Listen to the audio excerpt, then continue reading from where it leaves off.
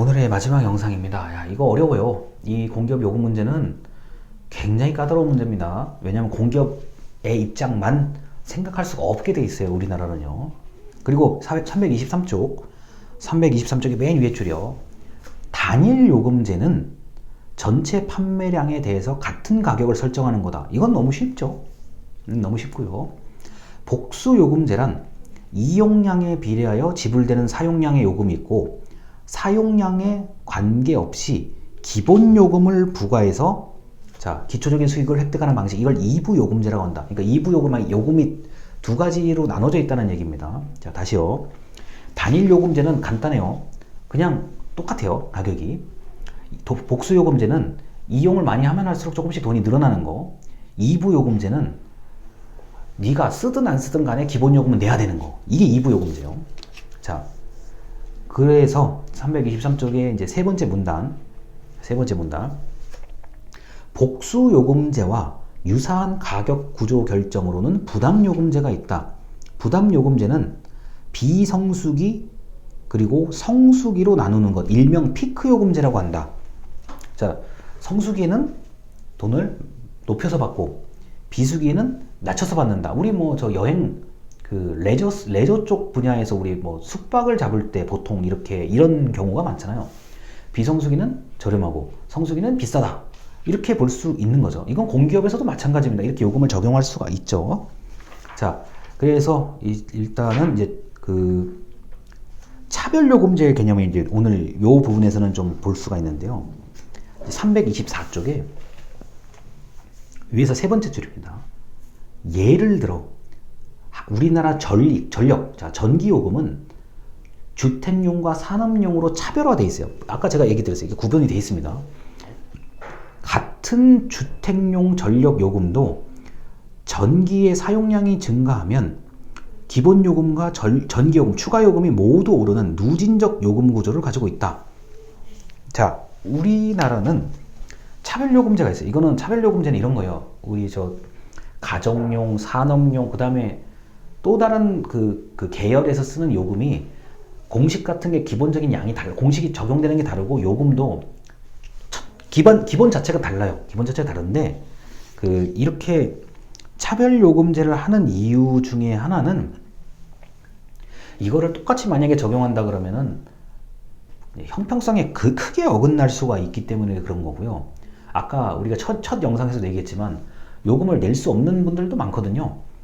그런 것까지 다 감안을 하다 보니까 업종 등을 고려해서 요금을 차별해서 정하는 게 이 대표적인 전기 요금 같은 경우입니다.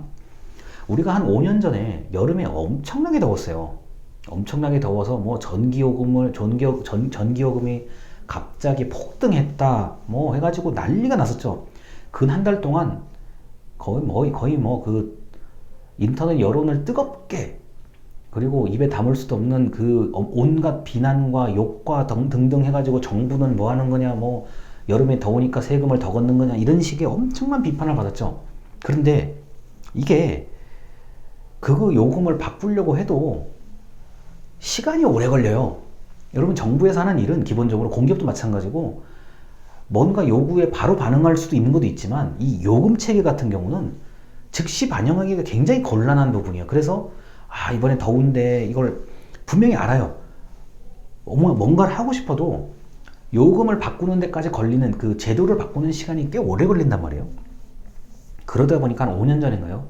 엄청난 일이 벌어졌죠, 우리나라요. 그래서 이 요금 문제는 굉장히 민감하고요. 소비자 물가에도 민감하게 반응을 해요. 그리고 327쪽을 보시면요. 세 번째 문단입니다. 중간 문단이요.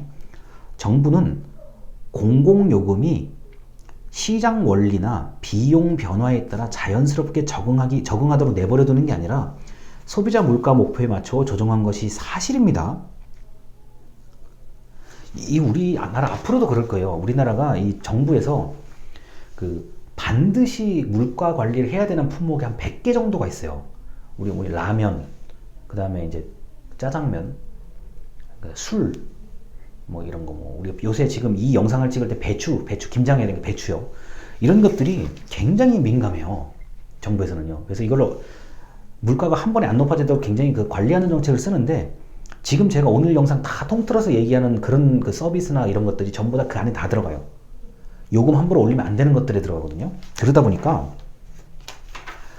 공기업 입장에서는 이게 요금을 단돈 1원이라도 올려야 이게 좀 그나마 나아지는데 올리기가 되게 눈치가 보이고, 또 언론에 잘못 보도가 되는 경우에는 원래는 이게 그 입장이 되면, 우리 공기업의 그 입장이 되면 이해가 되는 거예요. 굉장히 합리적으로 결정이 돼 있는데, 이제 이게 또 좀 본의 아니게 이게 보도가 또 잘못되면은 난리가 나죠. 난리가 날 뿐만 아니라 또 여론이 또 굉장히 악화되기도 하고, 괜히 다른 일도 또 이렇게 좀 나쁜 말로 트집 잡히는 일도 있기 때문에 이 요금에 대한 거는 참 민감해요.